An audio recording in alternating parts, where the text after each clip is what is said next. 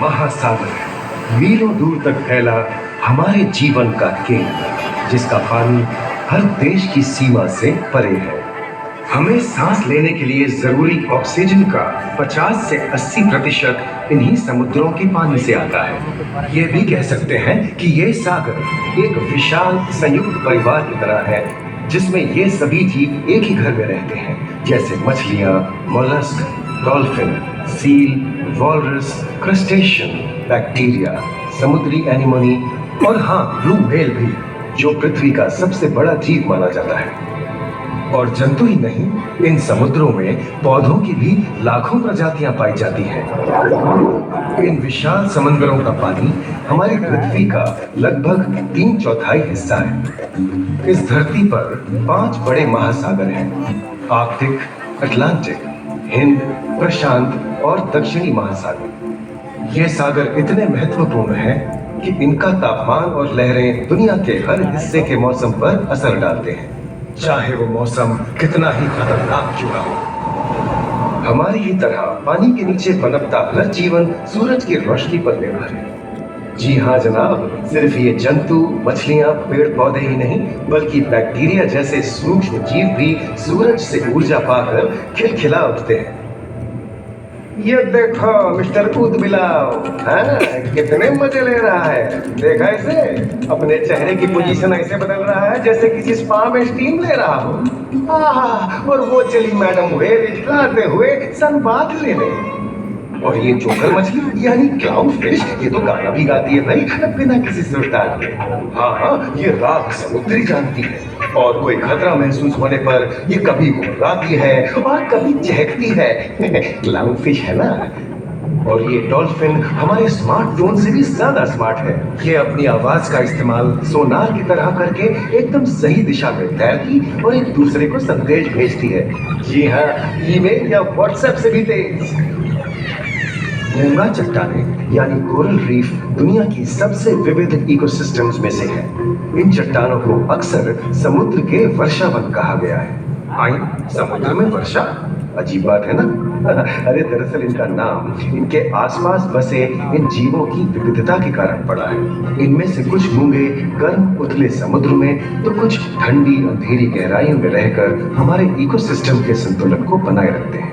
पौधे हमारे इकोसिस्टम का एक बहुत ही महत्वपूर्ण हिस्सा है और पानी में ऑक्सीजन का सबसे बड़ा स्रोत है। इस नीले पानी में मौजूद कई पौधों में से एक बहुत ही महत्वपूर्ण पौधा है फाइटोप्लैंक्टन, जो पूरी दुनिया की ऑक्सीजन की जरूरत का लगभग 50% बनाकर हमारा अस्तित्व बनाए रखता है।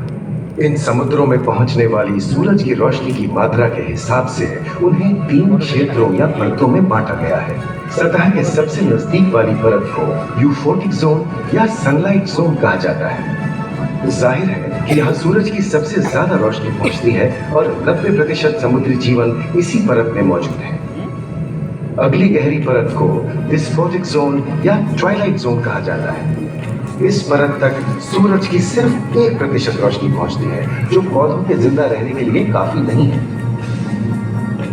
तीसरी और सबसे गहरी परत एफोटिक जोन या मिडनाइट जोन है।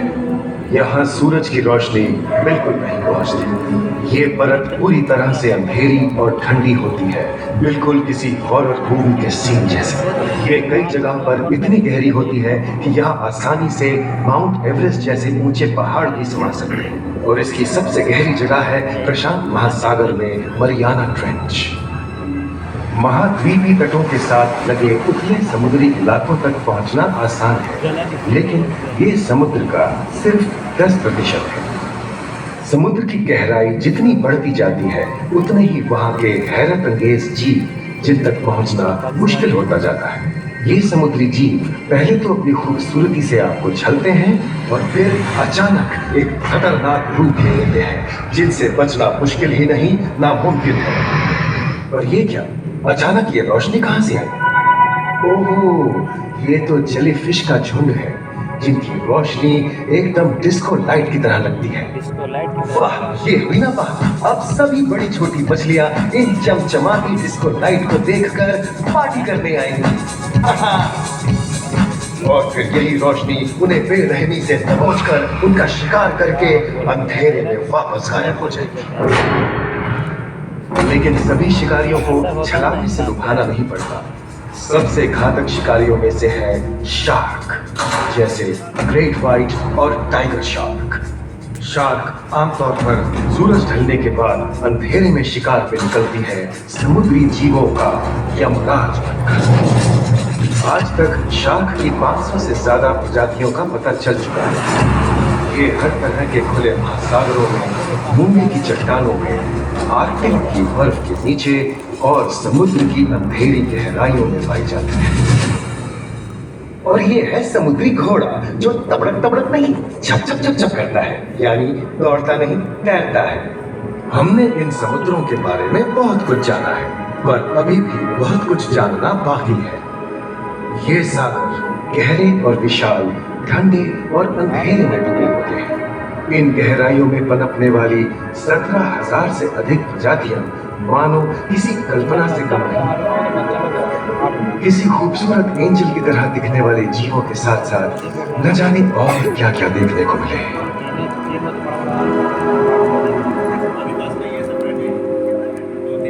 इन विशाल सागरों के इकोसिस्टम इनके बाहर तक फैले हैं। खारे पानी की खाड़ियां, समुद्रों, समुद्र तटों और नमकीन दलदली इलाकों तक।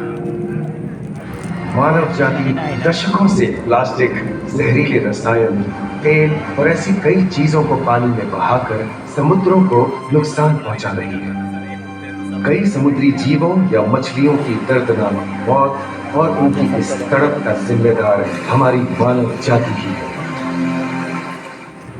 पिछले कुछ दशकों में वैज्ञानिक पैमाने पर सामने आए खतरों में से एक बड़ा जलवायु परिवर्तन है, जिससे महासागर गर्म हो रहे हैं और ग्रीन हाउस गैसों की अधिकता और ऑक्सीजन की कमी के कारण इन समुद्रों का अम्लीकरण हो रहा है। सागरों के इस तरह गर्म होने से पानी का स्तर बढ़ गया है और बर्फ की चादर पिघल रही है। इस विनाशकारी बदलाव के परिणाम स्वरूप समुद्री जीवन खत्म हो रहा है और पूरे इकोसिस्टम के लिए ऐसे खतरनाक हालात हम ही पैदा कर रहे हैं। हमारी आने वाली पीढ़ी का भविष्य इस बात पर निर्भर करता है कि क्या हम आज अपने निजी जीवन से प्लास्टिक को हटाने जैसा छोटा कदम उठा सकते हैं, या फिर हम बड़े स्तर पर सख्त नियम बनाकर उन्हें लागू करें, जिससे समुद्री संसाधनों का दोहन और प्रदूषण कम हो। याद रखिए, बात हमारे अस्तित्व की है, तो बदलाव की शुरुआत भी हमें ही करनी है।